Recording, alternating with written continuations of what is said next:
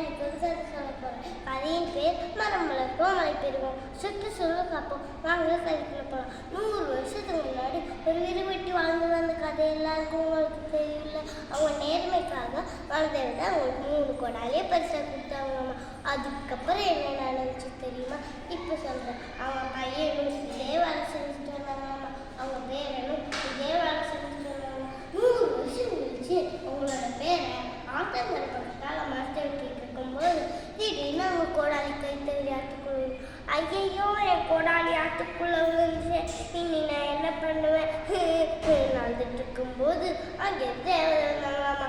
அப்போ ஐயையோ காப்பாற்றுங்க பூதம் அப்படின்னு சொன்னப்போ அந்த தேவதை தம்பி பயப்பட நான் அப்பா வளர்ந்தது அப்படின்னு சொன்னப்போ அந்த அந்த விறகு வெட்டியோட பேரை வளர்ந்தவதியா. வளர்ந்ததுன்னா என் தாத்தா சொல்லியிருக்க ரொம்ப அழகா இருப்பாருன்னு.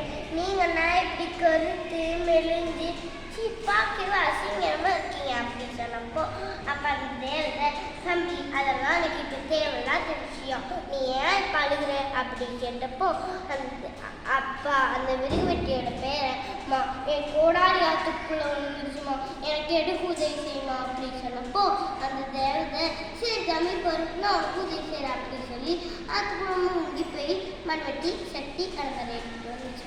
ஐயோ அம்மா, நான் கோடாலி கேட்டா மண்வெட்டி சட்டி கணமாதிரி எடுத்துட்டு வந்து வச்சுக்கிறீங்கம்மா, எனக்கு கோடாலி தான் வேணும் அப்படின்னு சொன்னப்போ அந்த தேவதை தம்பி முதலே கேட்டல ஒரு இப்படி இருக்குன்னு, அது காரணமே உங்கள் தாத்தாக்கு சேர்ந்து உதவி தான் தம்பி.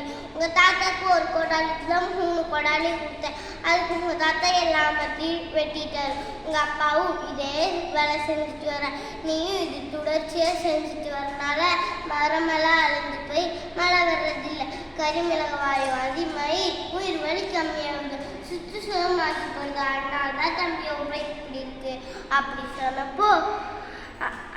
சொன்னப்போ திரும்பி தொடர்ச்சியாக செஞ்சுட்டு வந்தா பின்கால உங்களுக்கும் இதே மாதிரி தான் தம்பி வந்து சேரும் அப்படின்னு சொன்னப்போ அந்த விறகு வெட்டியோட பேரை இத்தனை நாள் என் குடும்பம் என்ன தப்பு தான் பண்ணிருந்துச்சா, எனக்கு கேவலமா இருக்கே அம்மா, இதுக்கு பரிகாரம்மா நீங்களே சொல்லுமா அப்படி சொன்னப்போ அந்த தேவதை அதுக்கு தான் தம்பி பொருளெல்லாம் எடுத்துகிட்டு வந்து வச்சுருக்கேன், இதை வச்சு நீ விவசாயம் சொல்லி பண்ணலாம் அப்படின்னு சொன்னப்போ அந்த விறகு வெட்டியோட பேரை ரொம்ப நன்றிமா, நீங்கள் என் கண்ணே தந்து வச்சிட்டீங்கன்னு சொல்லி 3 பொருட்கள் எடுத்துகிட்டு போய் விவசாயம் சொல்லி பண்ணாங்கம்மா.